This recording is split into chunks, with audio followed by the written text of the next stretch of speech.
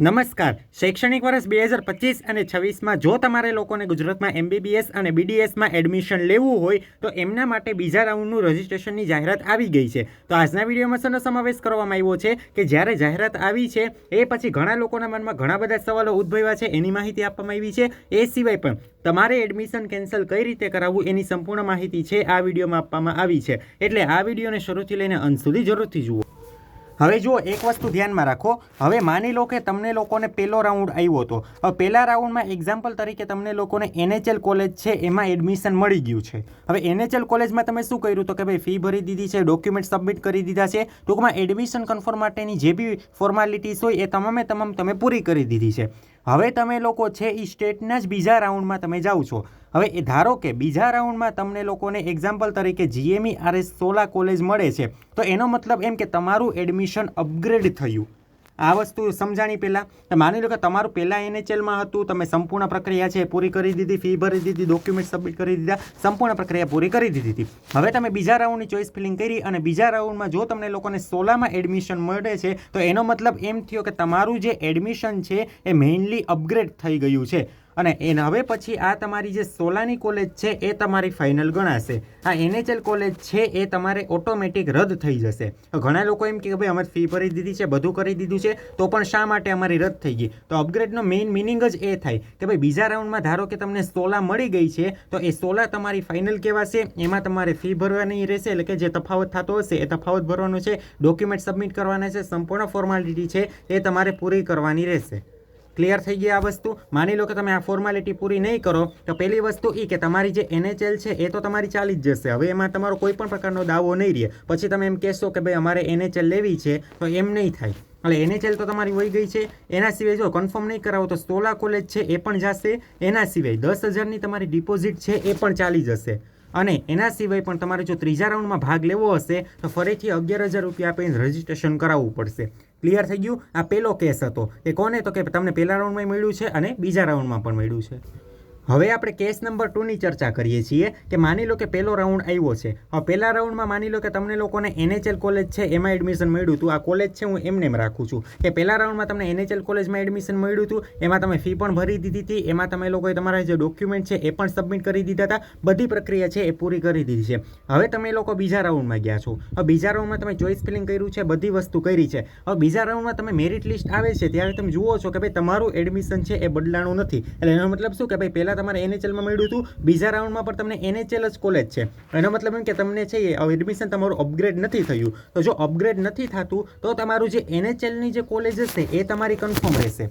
Clear થઈ ગયું? પછી તમારે ડાયરેક્ટ તમે છે ત્રીજા રાઉન્ડમાં જઈ શકો છો. એમાં તમારે અલગથી કોઈ બી પ્રકારની ડિપોઝિટ નહીં ભરવી પડે.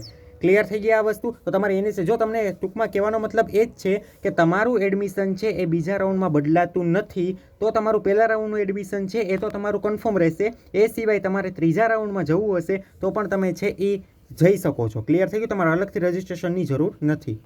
જો તમારું એડમિશન બીજો રાઉન્ડમાં અપગ્રેડ થશે તો જ તમારી પહેલા રાઉન્ડની કોલેજ રદ થશે. બાકી તમારી પહેલા રાઉન્ડની કોલેજ છે એ તો તમારી એમનેમ રહેશે. ક્લિયર થઈ ગઈ આ વસ્તુ?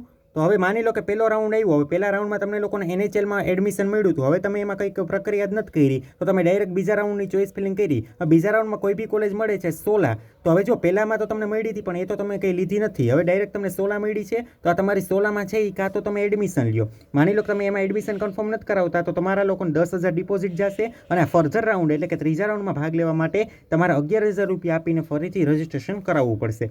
ક્લિયર થઈ ગયું? તો આ હતું અપગ્રેડેશનની માહિતી. હવે વિડીયોમાં આગળ વધતા પહેલાં તમને અમારા પેઇડ કાઉન્સેલિંગ વિશેની માહિતી આપી દઉં. તો હવે તમને જુઓ, તમારા લોકોનો બીજા રાઉન્ડની પ્રક્રિયા છે એ હાલમાં શરૂ છે. તો બીજા રાઉન્ડથી તમારે અમારી સાથે પેઇડ કાઉન્સેલિંગમાં જોડાવવું હોય તો શું કરવાનું છે? નીચે ડિસ્ક્રિપ્શન બોક્સમાં 2 મોબાઈલ નંબર આપેલા છે. એ બંને મોબાઈલ નંબરમાંથી કોઈ એક નંબરમાં માત્ર ને માત્ર વોટ્સએપમાં જ મેસેજ કરીને સંપૂર્ણ માહિતી છે એ મેળવી લેવાની રહેશે. એમાં તમને પહેલેથી લઈને છેલ્લે સુધી સંપૂર્ણ માર્ગદર્શન છે એ પર્સનલમાં આપવામાં આવશે.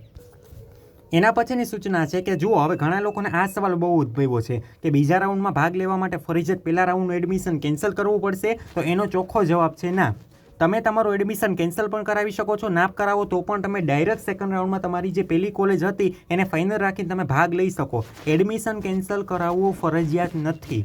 આ વસ્તુ ખાસ એટલે ખાસ ધ્યાનમાં રાખજો. ઘણા લોકોના મનમાં હજી સવાલ છે કે ફરજિયાત કેન્સલ કરાવવું પડશે તો જ અમે બીજા રાઉન્ડમાં ભાગ લઈ શકશું. નહીં, તમે આનું એડમિશન કેન્સલ કરાવશો કે કેન્સલ નહીં કરાવો તો પણ તમે લોકો છે બીજા રાઉન્ડમાં ભાગ લઈ શકો છો. તો પછી ઘણા લોકો પાછા એમ કહે તો ભાઈ એડમિશન કેન્સલ કરાવવાની શું જરૂર છે? તો તમને કહી દો કે જો પહેલા રાઉન્ડમાં ઘણા લોકોને એડમિશન મળી ગયું હોય, માની લો કે કોઈ બી એક પ્રાઇવેટ સંસ્થા છે એમાં એડમિશન મળી ગયું છે, ફી ભરીને બધું કન્ફર્મ પણ કરાવી દીધું છે, પણ હવે એ લોકોને એવું નક્કી થયું હોય કે ભાઈ આના કરતાં છે એ અમારે લોકોને નીટમાં ડ્રોપ લેવો છે અથવા તો અમારે અન્ય બ્રાન્ચમાં એડમિશન લેવું છે, તો હવે અમારે છે આગળના કોઈ પણ રાઉન્ડમાં ભાગ નથી લેવો, તો એ પોતાનું જે પહેલા રાઉન્ડનું એડમિશન છે એ કેન્સલ કરાવી શકે છે અને એની જે ફી ને બધું હશે ને એ બધા રાઉન્ડ પૂરા થઈ ગયા પછી તમને પરત મળી જશે. હવે તમારે તમારું એડમિશન કેન્સલ કરાવવું છે એ કઈ રીતે કરાવવું એની સંપૂર્ણ પ્રક્રિયા છે આમાં તમને આપેલી છે. તો પહેલા વસ્તુમાં તમને શું કહેવામાં આવ્યું કે જે ઉમેદવારને પ્રવેશ સમિતિના જે તે તબક્કામાં પ્રવેશ કરાવ્યા બાદ જો પ્રવેશ રદ કરવા માંગતા હોય તો જે હેલ્પ સેન્ટરે તમે ઓરિજિનલ ડોક્યુમેન્ટ સબમિટ કરાવ્યા છે તે જ હેલ્પ સેન્ટરે જઈને છે એ રૂબરૂમાં પ્રવેશ રદ કરાવવાનો છે, ઓનલાઈન પ્રવેશ રદ નહીં થાય.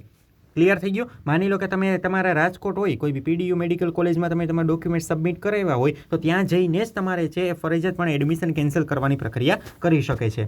હવે બીજું શું તમે જોઈ શકો છો કે જે ઉમેદવાર પોતે ના આવી શકે તો ઉમેદવારના વાલી અથવા તો પ્રતિનિધિએ ઓથોરિટી લેટર સાથે હેલ્પ સેન્ટરે આવવાનું રહેશે. ઘણા ઉમેદવારો ના પહોંચી શકતા હોય હેલ્પ સેન્ટરે, તો એણે એ જ કરવાનું છે કે વાલી અથવા પ્રતિનિધિને છે એ ઓથોરિટી લેટર લઈને હેલ્પ સેન્ટરે જવાનું છે અને ઓથોરિટી લેટર વગર તમને તમારા ડોક્યુમેન્ટ આપવામાં આવશે નહીં. હવે તમારે જુઓ કયા કયા ડોક્યુમેન્ટ પહેલાં જમા કરાવવાના છે તો જ તમે ઓરિજિનલ ડોક્યુમેન્ટ આપશે. તો પહેલું આપ્યું છે પ્રવેશ રદ કરાવવાની ઉમેદવારની જે અરજી છે એ તમારે આપવાની રહેશે. એના પછી તમારે ઓરિજિનલ એડમિશન ઓર્ડર એ આપવાનો રહેશે. ફીની રિસિપ્ટની જે ચલણની નકલ હોય એ તમારે આપવાની છે. પછી all India quota, deemed central university અથવા તો અન્ય રાજ્યના અલોટમેન્ટ લેટર અથવા જો ક્યાં એડમિશન ન મળ્યું હોય તો એડમિશન રદ કરવાની અરજી એ લેવાની છે. આઈડી પ્રૂફ એટલે આધાર કાર્ડની પણ લઈ જઈ શકો, ઓથોરિટી લેટર અને આઈડી પ્રૂફની નકલ. આમાં આઈડી પ્રૂફની નકલ કોની? તો કે વાલીની છે એ તમારે લઈ લેવાની રહેશે. ક્લિયર થઈ ગયું? હવે આમાં શું તમે જોઈ શકો છો કે જે ઉમેદવારો બીજા અથવા ત્યાર પછી રાઉન્ડમાં પ્રવેશ મેળવશે તો માત્ર ફીનો તફાવત છે એ જ ભરવાનો રહેશે. એટલે માની લો કે પહેલા રાઉન્ડમાં તમે કેન્સલ કરાવી દીધું, હવે બીજા રાઉન્ડમાં છે જો પહેલા રાઉન્ડ મારી કોલેજની ફી માની લો કે 5 લાખ રૂપિયા હતી, હવે તમે આનું એડમિશન કેન્સલ કરાવી દીધું છે, હવે બીજા રાઉન્ડમાં તમે ભાગ લીધો છે, હવે એની ફી માની લો કે કેટલી છે? તો કે 4 લાખ છે. તમારે હેલ્પ સેન્ટર કંઈ પણ પ્રકારનું ભરવાનું નથી. ક્લિયર થઈ ગયો? માની લો કે પહેલા રાઉન્ડની કોલેજની ફી 5 લાખ હતી અને બીજા રાઉન્ડની કોલેજની ફી 6 લાખ છે, તો આ બંને તફાવત કેટલો? 1 લાખ છે એ તમારે ભરવાનો રહેશે.